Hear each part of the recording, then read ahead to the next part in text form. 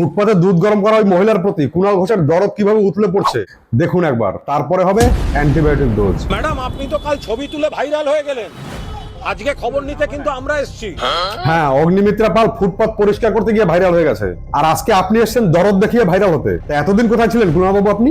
গরিব কেউ শখে হয় না ম্যাডাম। আচ্ছা, আমাদের পরম সৌভাগ্য যে আমরা একটা বাড়ি পেয়েছি, আর এরা বাড়ি পায়নি।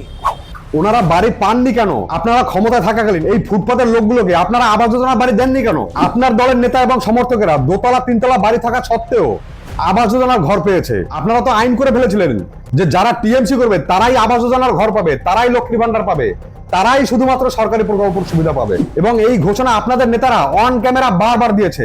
দেখুন তো আবার মনে করতে পারছেন কিনা? যাদের লিস্টে নাম আছে সে যদি দুতলা ঘরও হয় আর তৃণমূলের যদি কর্মী থাকে ঝান্ডা ধরে করে সে ঘরটি পাবে। আর যার ঘর ভাঙা ঘর, তৃণমূল করে না বিজেপি করে বা অন্য দল করে, সে ঘর দেবো না।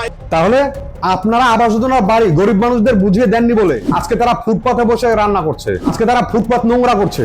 আপনাদের দুর্নীতির কর্মফল আজকে সাধারণ মানুষ ভোগ করছে। আচ্ছা মেরে তুলে দিল, এই লোক যাবে কোথায়?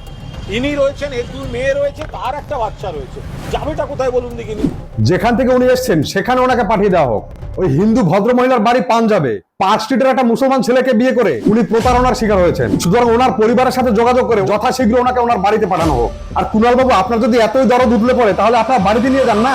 অন্য রাজ্য থেকে এসে অথবা অন্য দেশ থেকে এসে আমার রাজ্যের ফুটপাত দখল করে কেন আমার রাজ্যের মানুষেরই সমস্যার সৃষ্টি করবে? আর অগ্নিমিত্রা পাল ম্যাডাম, আপনার আর কবে বাংলার মানুষের পাঁচ বুঝবেন বলুন তো? ফুটপাতে দাঁড়িয়ে ফুটপাতে ঝাড়ু দেওয়া কি আপনার কাজ? আপনার কাজ হচ্ছে প্রশাসনকে তাদের দায়িত্ব বুঝিয়ে দেওয়া। এমনিতেই আপনাদের ভুল ধরার জন্য বিরোধীরা উঠে পড়ে লেগে আছে, তার উপরে নিজেদের বদনাম আপনারা যদি নিজেরাই এভাবে করেন তাহলে আর কার কি করার থাকতে পারে বলুন তো? যার কাজ তাকে দিয়ে করান। সত্যি যদি আমার রাজ্যের কোনো বাসিন্দা ফুটপাতে থাকে তার পুনর্বাসনের ব্যবস্থা করুন। আর এই ফুটপাত পরিষ্কার হলে বাংলার মানুষ আপনাদেরই ধন্যবাদ দেবে। তার জন্য এক গাদা ক্যামেরা নিয়ে ঢাকঢোল পেটানোর দরকার নেই। সবে মাত্র আপনারা ক্ষমতায় এসেছেন, এখনই পিসির মতো পাগলামি শুরু করবেন না, তাতে মানুষের মন ভেঙে যাবে। আমি যদি ঠিক কথা বলে থাকি দয়া করে সাবস্ক্রাইব করে পাশে থাকবেন। জয় ভারত।